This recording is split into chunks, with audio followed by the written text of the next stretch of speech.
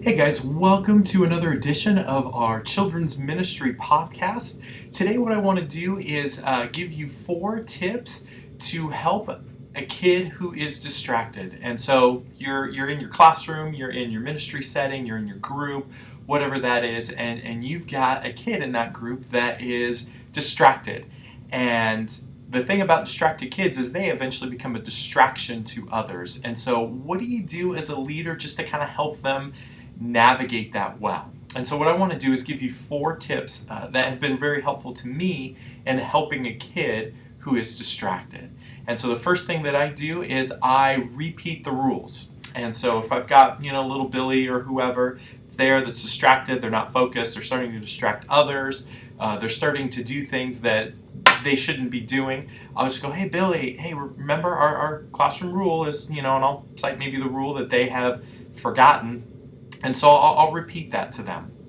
If it happens again, what I'll do is I will remind them of the consequence. And I go, hey Billy, we talked about this a few minutes ago, and I noticed that you're doing that again. If you do it a third time, I'm going to have to pull you out of the group for a few minutes.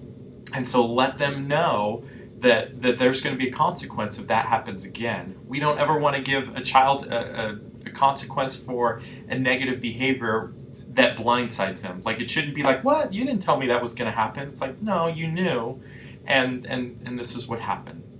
And so after you repeat the rules and you remind them of the consequences, if it still happens again, then you remove them from the group. And so you go, okay, Billy, this is the 3rd time. Here, let me take you out of the group for a few minutes here, whether that's you doing that or you calling over your coordinator to go, hey, Billy has been really distracted, and I think he needs to spend some time with you for a few minutes.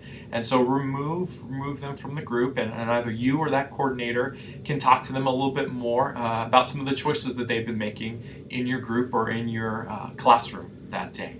And typically my rule for removing a kid is that I remove them for about how old they are. So if it's a 5-year-old, we'll remove them for 5 minutes. If it's a 10-year-old, 10 minutes. And so I really keep it there. And while that may not seem like a long time for a kid, that 5 or 10 minutes will feel like a week or a month. And so that 99 times out of 100 has that desired effect, that they have kind of been removed from that situation. They've had a conversation with you or one of our staff or leaders, and so that has brought usually some good clarity to them. And then afterwards, you bring them back to the group, and then a few minutes later, maybe that's 10 or 20 minutes later, regroup with them would be the 4th thing I would tell you to do that I've done in these kind of situations, and just make sure that they're okay and that your relationship with them is good, and just remind them that you love them, that you care about them. They may have not made the best choice a few minutes ago, but that doesn't at all affect how much you care about them and how much that you want to continue to see them in your ministry and in your class each week. So when a kid is a distraction, when they're distracted, repeat the rules to them, remind them of the consequences, remove them for a few minutes, and then regroup with them to make sure that everything's okay.